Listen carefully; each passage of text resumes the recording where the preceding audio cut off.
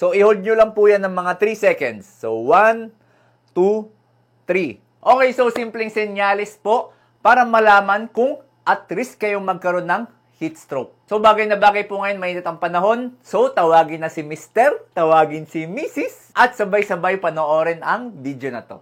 So, una po, hiramin nyo po yung palad ni Mrs. at dahang-dahang ibigay ang sahod. Ay, naku, masaya na naman yung gabi mo niyan, boss.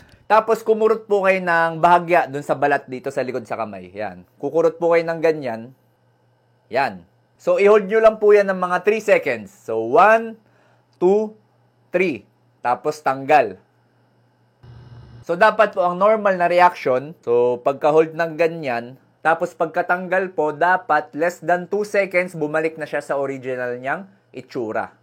Yan. So, dapat po ganun kabilis. Talagang hindi na po mag-i-stay yung balat na nakaganyan. So, kunyari dito po sa pongkan. So, kapag pinisa ko po ng ganyan, hinata ko yung balat niya.